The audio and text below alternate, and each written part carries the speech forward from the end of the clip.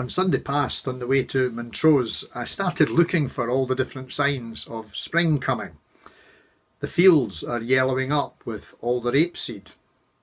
There were, for the first time that I noticed them, swallows and house martins performing their aerobatics on the cliffs. There was an outbreak of cyclists invading the coastal road and meaning drive carefully. A skylark was neither ascending nor descending, it was treading air.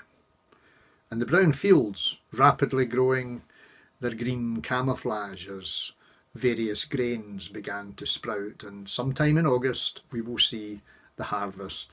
I happened also to be playing Beethoven's Pastoral Symphony in the car, music at some volume I have to confess, and passing through Inverbervie, bedding plants outside the shops and the pavements, and people loading some up in their car. And further down, adolescent lambs thinking they're cool. And they are.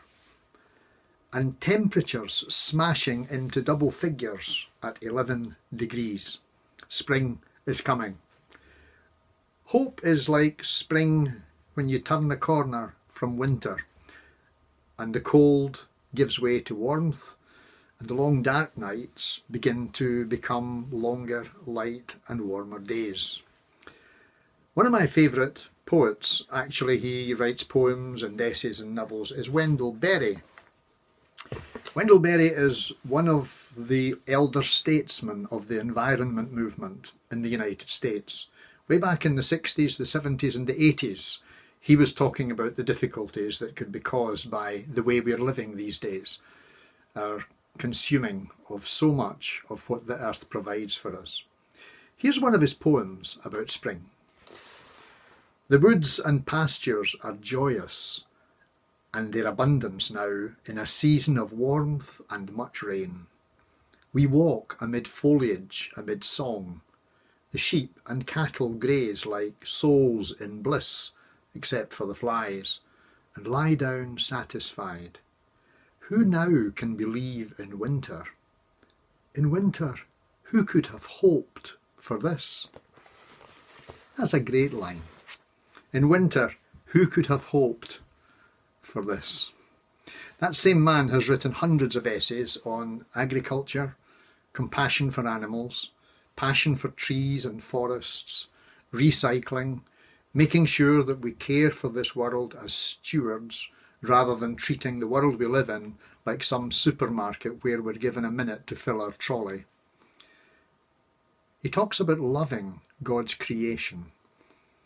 And all his writings are trying to encourage us to be hopeful for Earth's future, to begin to think like that last line of his poem, in winter, who could have hoped for this?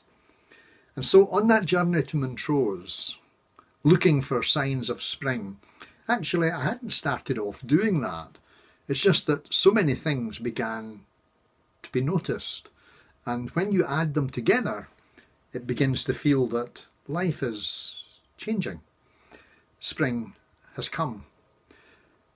It's perhaps one of the ways that we need to live our lives as well, to look for signs of hope and signs of spring in the kindness of strangers, in the return of the swallows, in the faithfulness of friends. Because one of the most important Christian virtues is hopefulness. When a Christian is hopeful, that is hope-filled, and looking for signs of spring, looking for God in life, to believe in a future of God's making. Late in his life, the Apostle Peter wrote a letter, and he spoke about hope in that letter, and one of the phrases that he used was a very interesting phrase to try to live by. He said that we walk in a living hope because of the resurrection of Jesus. And that idea of a living hope, perhaps translated further, to live hopefully, to look into the future and realise that it's God's future, and that God's creative, purposeful love is what enables us to look forward in that kind of hope.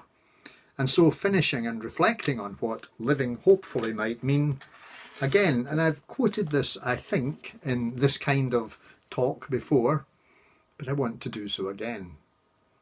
May the God of hope fill you with all joy and peace as you trust in him, so that you may overflow with hope by the power of the Holy Spirit.